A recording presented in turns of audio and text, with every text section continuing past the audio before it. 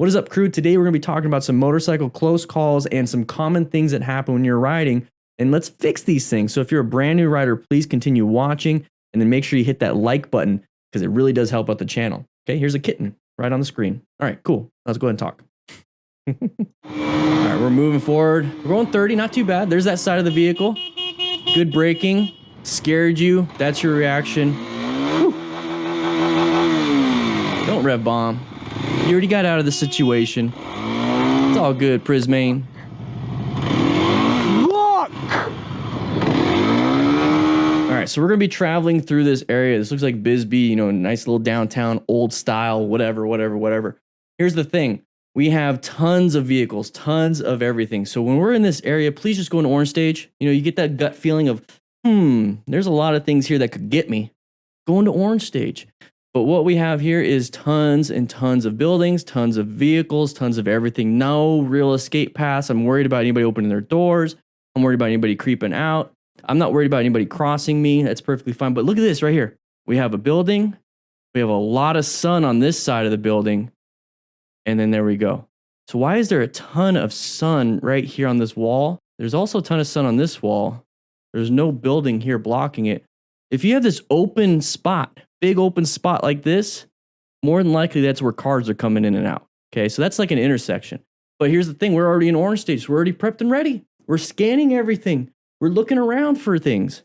So when we see this, there's that side of the vehicle. Now he's only going 30, perfectly fine. Side of the vehicle, perfectly fine. We recognized it. Right here though, it's a ram mount. No.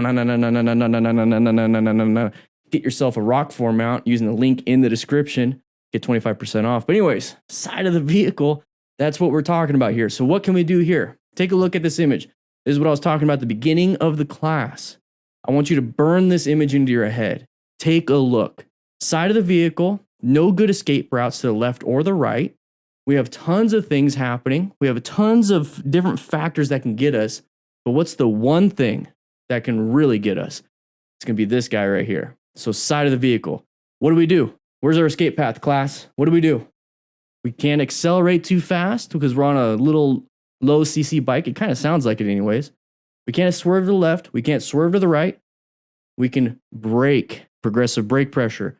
Go into that red stage maneuver of action time. You're on high alert and you're actively engaged in an emergency response. Okay, look at the walls. You guys can cheat. You know, I ask you, you guys can cheat, you know? So progressive brake pressure. What do you think you can do at 30 miles an hour? Do you know? Have you tested it? Have you tried it? Go to a parking lot with a nice long runoff. Have 2 cones set up. Hit 30 before you get to that. Squeeze. And then measure how far you went. It's as simple as that. Okay? So you did some braking. Was able to brake in time. And this is a dual sport bike, everybody. Okay? Probably knobbies. So he stopped really damn good. Now, what happens if he was going 50? Do you think he would have been inside of the vehicle? Inside the side of the vehicle? Probably. So thankfully, he was probably doing the speed limit. Speed limit was maybe 25. Let's say it was 30 and he did exactly 30. Good job, man. That right there is important. You need to be going the speed limit or lowering your speed for the environment. Don't go crazy fast. Please don't. That's going to get you in trouble. Not just from the law, but when you get into the side of the vehicle. Now let's remove the rest of this. Don't do this.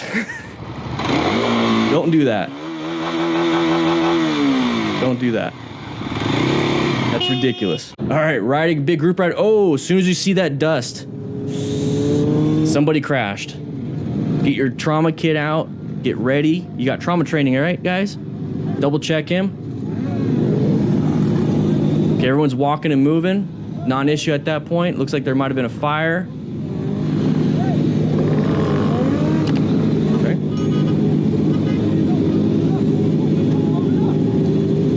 We do have a monthly gear giveaway, though, if you guys want to join the monthly gear giveaway. Patreon.com/DanDanTheFireman. $800 worth of Revzilla gift cards. And I'm saying all this because, look, nobody's wearing gear.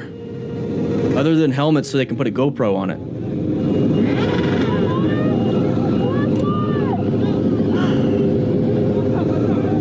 Anybody like riding these rides? Like these group rides? Let me see in the comments if you like riding group rides like this. I'm I'm just concerned. What is that guy doing? We'll see that soon. Look at no gear. Come on, guys. All right, so just take a look at this image. This is the group ride, basically etiquette of a stunt ride. This is why I don't do it. I don't like the fact that everybody is so close, disorganized. Chaos means I can't predict anything. It's chaotic. When there's rules in place, I know what somebody's going to do because they're following the rules. I don't like it when it's chaotic.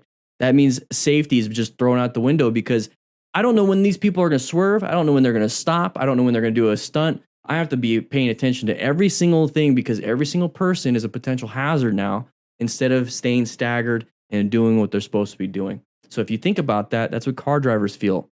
And we don't want car drivers feeling like that about motorcyclists. Not all of them anyways. So right here though, this is their culture. This is what they do. It's up to them, their responsibility if they get hurt. But I don't like this. I want you to burn this in your image or into your mind. This image into your mind. If you're riding in a group ride and you start seeing some hooligan stuff and you don't feel comfortable, just take off. It's not a big deal. We don't do that here though on the crew. All right, so right there, you see the big dirt. Okay, it could be smoke, it could be steam, it could be whatever. But right there, as soon as you see that, that is that uncommon thing in a common situation. You got to be very careful. Hopefully you have a trauma kit. Maybe you can rescue another rider, or that's a good opportunity to take off. I don't know. But this person's telling everybody to stop with his hand up and everything. All right, so we're going to get further here. Now, everybody wants to race to it. This person over on the far right was gunning towards it. This person just dumped their bike. Look, it almost fell, almost ate it.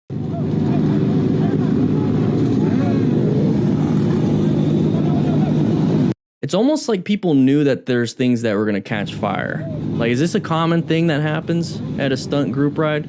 Somebody let me know. Let me know. But take a look at this whole group. Nobody is doing anything when it comes to, a structure, a rule set. And that's perfectly fine if you guys want to do it. It's perfectly fine. I'm just going to let you know there's a lot of risks associated with it. Lots of risks. That's why you hear about a lot of stunt riders crashing, a lot of people in these types of group rides crashing, and then there's tons of egos, and then all of a sudden car drivers are getting pissed, and then you have this mob mentality of wanting to beat the shit out of a car driver, and then you have people getting run over because that car driver was fear for their life. Guys, this is the big problem that I see. It's a lot of risks associated with it, and I don't want you guys doing that.